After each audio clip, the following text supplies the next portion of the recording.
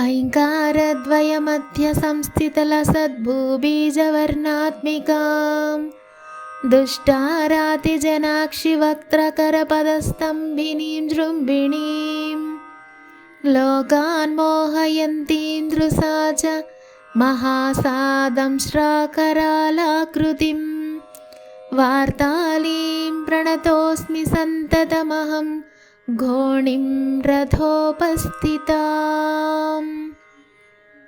श्रीगिरिरथमध्यस्थां पौत्रिमुखीं चिद्घनैकसद्रूपां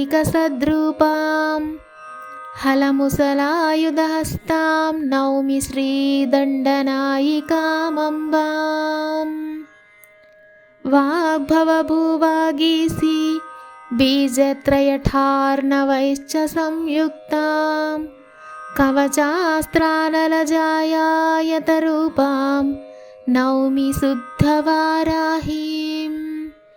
स्वप्नफलबोधयित्रीं स्वप्नेसीं सर्वदुःखविनिहन्त्रीं नतजनशुभकारिणीं श्रीगिरिवदनां नौमि सच्चिदानन्दाम्। पञ्चदशवर्णविहितां पञ्चम्यम्बां सदा कृपालम्बाम् अंचितमणिमयभूषां चिन्तितफलदां नमामि वाराहीं। विघ्नापन्निर्मूलनविद्येसीं सर्वदुःखविनिहन्त्रीं सकलजगत्स्तम्भनचतुरां स्त्रीस्तम्भिनीं कलये। दशवर्णरूपमनुवरविशदां तुरगादिराजसंरूढां सुभदां दिव्यजगत्त्रयवासिनीं सुखदायिनीं सदा कलये। उद्धत्रीक्ष्मां जलनिधिमग्नां दंष्ट्राग्रलग्नभूगोळां भक्तामोदप्रमोदिनीं उन्मत्ताकारभैरवीं वन्दे। सप्तदशाक्षररूपां सप्तोदधिपीठमध्यगां दिव्यां भक्तार्तिनाशनिपुणां भवभयविध्वंसिनीं परां वन्दे। नीलतुरगाधिरूढां नीलां चितवस्त्रभूषणोपेतां नीलाभां सर्वतिरस्करिणीं सम्भावये महामायाम्। कलसङ्ख्यमन्त्ररूपां विलसद्भूषां विचित्रवस्त्राढ्यां सुललिततन्वीं नीलां कलये पशुवर्गमोहिनीं देवीम्।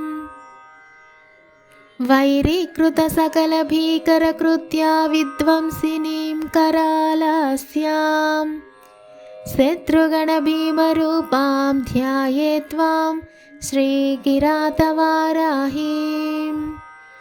चत्वारिंशद्वर्णकमनुरूपां सूर्यकोटिसङ्कासां देवीं सिंहतुरङ्गां विविधायुधधारिणीं ककीटीं नौमि।